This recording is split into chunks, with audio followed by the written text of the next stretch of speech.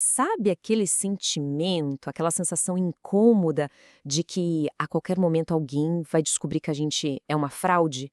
Pois é, hoje a gente vai explorar uma abordagem bem diferente para silenciar essa voz: a ativação do brilho autêntico, usando o que chamam de cura multidimensional. Pois é aquela vozinha interna, né? Não importa quantos diplomas a gente tenha na parede ou quantas metas a gente alcance, ela tá lá, sussurrando: você não é bom o suficiente. É exatamente essa sensação que a gente vai tentar desconstruir hoje. E aqui a coisa fica interessante, porque a gente pode olhar para isso de duas formas bem diferentes. De um lado, tem o que a psicologia chama de voz do ego, que vê a síndrome do impostor como um problema de autoconfiança. Mas do outro lado, tem uma visão espiritual, a voz da alma, que diz que a gente não está quebrado, só estamos um pouco desconectados de quem a gente realmente é. Então, vamos começar por esse caminho espiritual. A proposta aqui é que a solução não é só pensar diferente ou ser mais positivo. A ideia é usar uma espécie de tecnologia espiritual, vamos dizer assim, para reprogramar a nossa energia num nível muito mais profundo.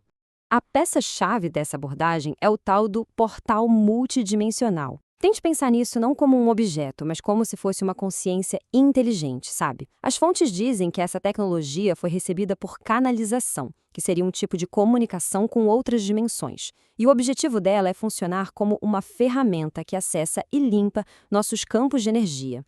Tá, mas como isso funcionaria na prática? A ideia é que o portal age meio que por conta própria.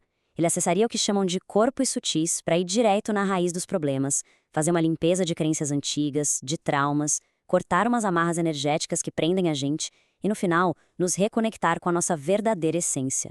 E essa jornada de cura começa aqui, na casa 1, o Self.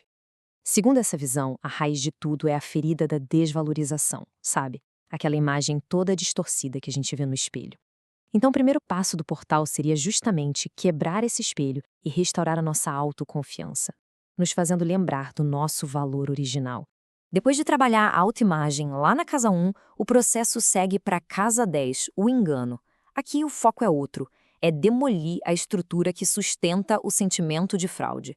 Aquele alicerce falso que a gente constrói tentando agradar os outros, sabe? O objetivo é bem claro: derrubar essa prisão das expectativas dos outros para nossa verdade poder finalmente aparecer. E isso nos leva a um conceito bem poderoso: a ideia de holografias. Segundo essa visão, a sombra do impostor que tanto nos assombra não é real. É uma projeção, um holograma que a nossa mente cria para manter a gente pequeno, com medo. Aquele pavor de se expor seria só um fantasma projetado na parede. Olha só que interessante, este slide meio que amarra tudo. Ele mostra o que seria um triângulo de bloqueio, que conecta a nossa identidade ferida lá da casa 1, a nossa expressão que fica calada e essa estrutura falsa, o engano, da casa 10.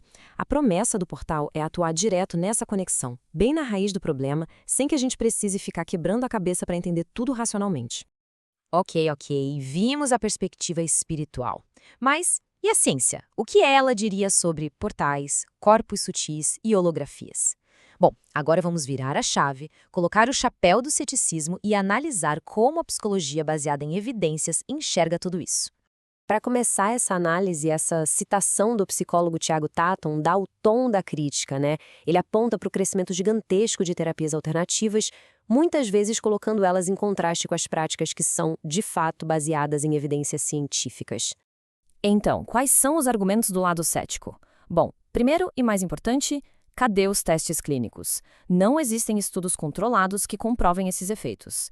A crítica também fala muito do uso de termos científicos como quântico fora de contexto. E os resultados que as pessoas sentem poderiam ser só o famoso efeito placebo. E a base de tudo, a tal da canalização, não é algo que se possa provar. E por fim, existe uma preocupação de que isso tudo vem da uma ideia de cura mágica e instantânea. Esse quadro aqui resume bem esse choque de mundos.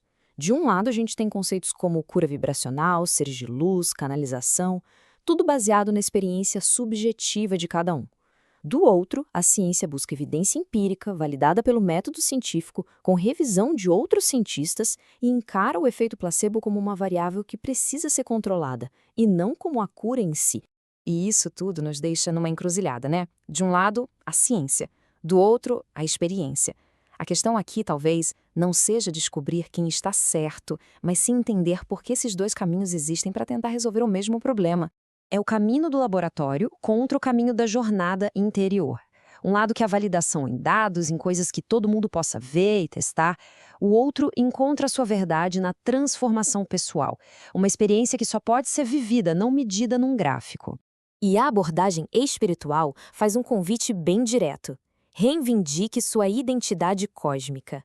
É um chamado para a experiência pessoal, para a autodescoberta, para ir além daquilo que pode ser medido. E assim, a pergunta final fica no ar.